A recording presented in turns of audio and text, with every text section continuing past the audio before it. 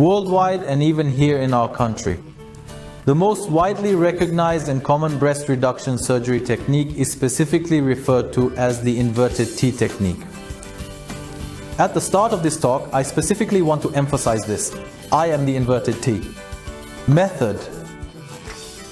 I do not want to use the inverted T technique in my surgeries. Besides this, other primary breast reduction techniques include those around the nipple, and secondly, operations using a vertical incision from the nipple downwards.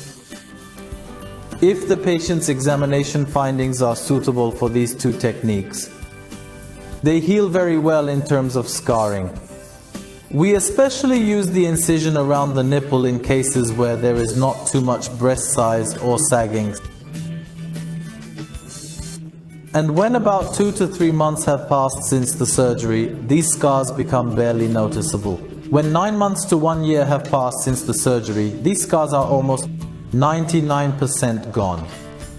A step further than this, in cases where the breast is slightly larger and sagging is a bit more, I prefer nipple area and vertical downward incisions.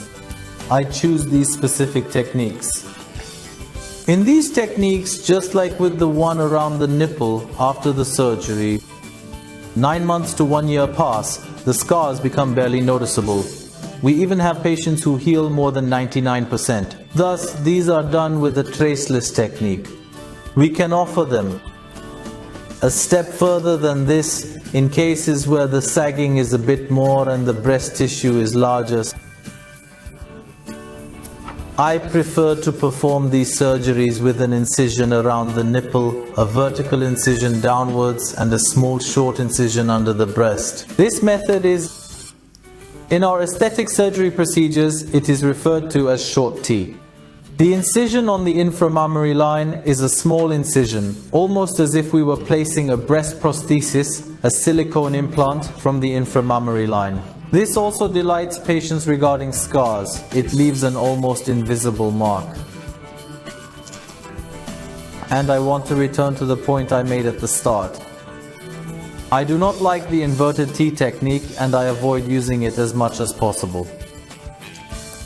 Of course, apart from this, in breast lift surgeries, as I mentioned a moment ago, we can do it with an incision around the nipple or a vertical incision going down from the nipple, and these heal great. You will have no scar issues 99% of the time. In breast augmentation surgeries, we can offer you techniques that can be 99.9% scarless. Especially in our surgeries where we place the silicone prosthesis through the armpit after 9 months to a year have passed since the surgery, perhaps even for the scar of the incision we made, even I cannot find it. Of course, for this, your examination findings must be suitable for the armpit technique. The silicone prosthesis to be used must be suitable for your examination findings. However, just knowing that such an alternative exists will be a great blessing for you, I think. It will be a great innovation for you. Apart from this, at the same time, if your examination findings are suitable, we can place the silicone prosthesis through the belly button in breast augmentation surgeries.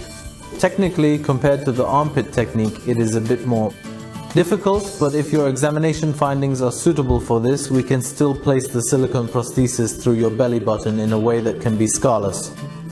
We can place it. So in breast augmentation surgeries, apart from these two scarless techniques, we can also place silicone prostheses through the area around the nipple or the inframammary line. Here, of course, because we show maximum care and close our incisions with aesthetic self-dissolving hidden stitches, I can say that the probability of you having a problem with scarring is almost zero. Ultimately, whether we do an augmentation surgery, a reduction surgery, or a lift surgery, we care about the problems you might face more than you do, and we perform all these surgeries using scarless techniques as much as possible. Scarring techniques, we always make an effort, we strive.